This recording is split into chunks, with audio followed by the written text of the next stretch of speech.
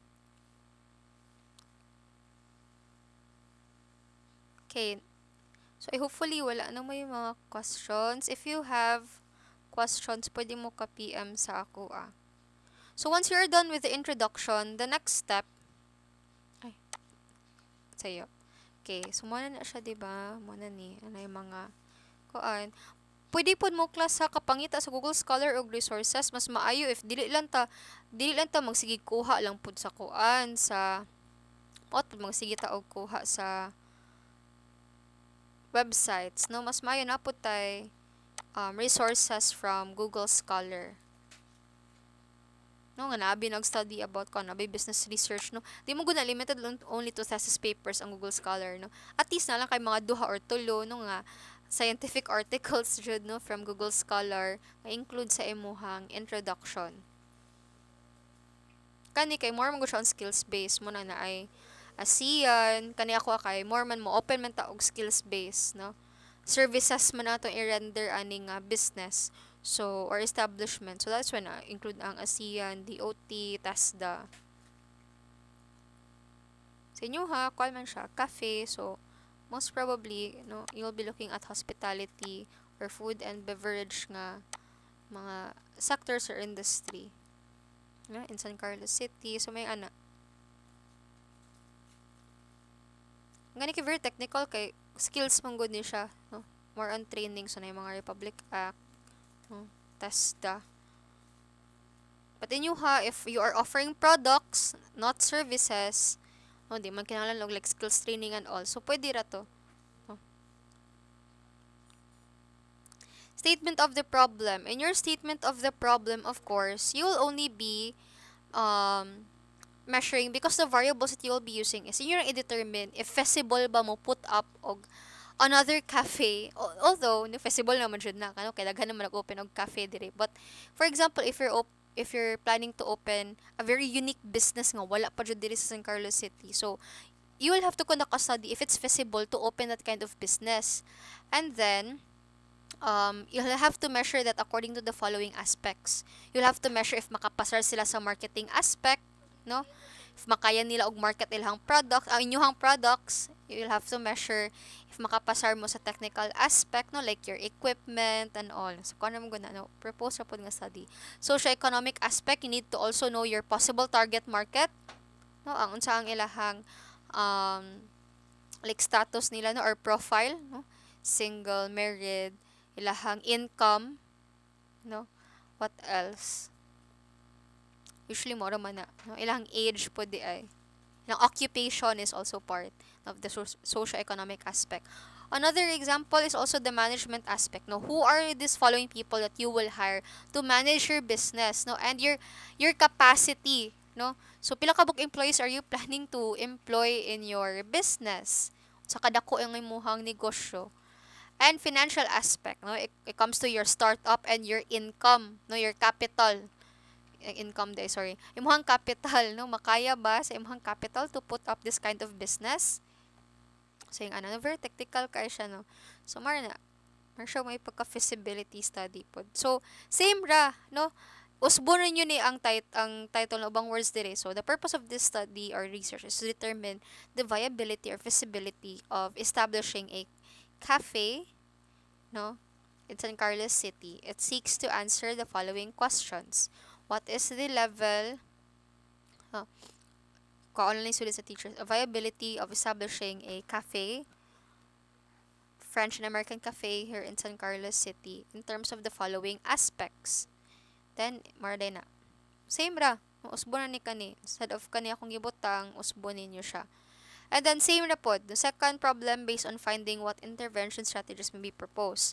Kung ano para sa may statement of the problem, osbon na sa title. Of course, kinailain man mo og business, but every business still undergoes the same process. They will still have to determine if kapaservice sa marketing aspect, technical aspect, socio-economic aspect, management aspect, financial aspect, no?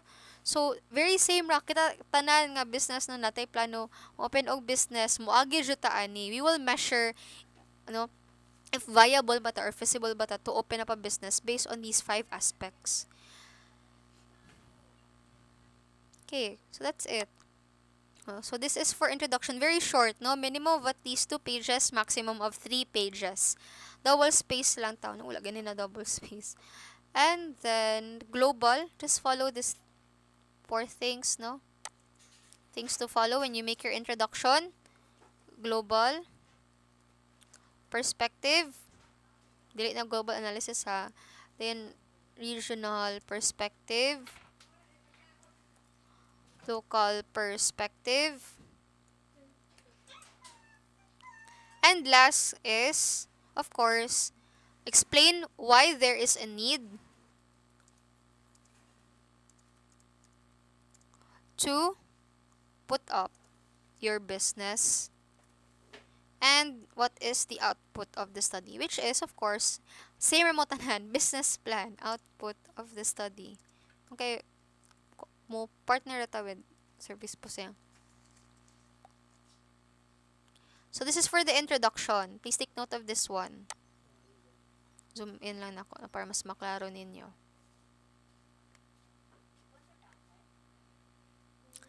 And then, for the statement of the problem, just follow kanira.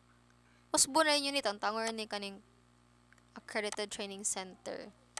Tangtangon na siya. Usbon ra na, no? Sa inyohang propose nga. Same po dire. Kana ra. Simple as that. And then, based on finding what intervention strategies may be proposed. So, very same, no? Usbon kanira usbon. No? Yan na ra kadali. Since dali ra man kaayo na siya class, no? I am expecting that you are going to submit this on 26. Ay, oo, kaya naman dito exam sa 28. On the 26th, hopefully, you will be able to submit the introduction and statement of the problem of your business research on the 26th. Kaya nga naman, ditso na dayon ta sa ato ang theoretical framework, no? Ay, definition pa di ay. Wala diri ang definition of terms. So, butang ta diri definition of terms, scope of the study, the theoretical framework. Ano ara diri nauna ang theoretical framework. So, theoretical framework, significance of the study. Muna po na ang sunod, definition of terms. Mahumana po taan na dito na dayon tawid chapter 2 which is methodology, and then we're done, no? And with the survey as well. So kana ra. Okay? If you have questions, feel free to PM me. So this recording is available in YouTube for you to have a replay. And of course, the link will be uploaded in Google Classroom. Hopefully natin nasabtan karon sa ato ang recorded nga lecture.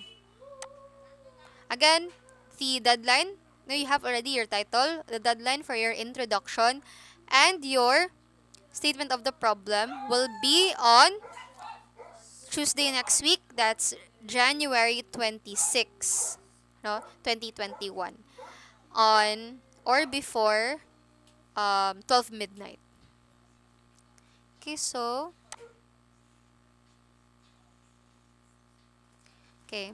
thank you so much for listening, everyone. If you have questions, PM rajud mo na ko, ha? So, a thread will be uploaded in YouTube, in Google Classroom para dito ninyo i-upload ang inyong introduction and statement of the problem. Sa usara ka file tanan i-submit na anay format na available sa Google Classroom dito rata mo mobase. Okay, so thank you so much everyone for listening. So goodbye everyone.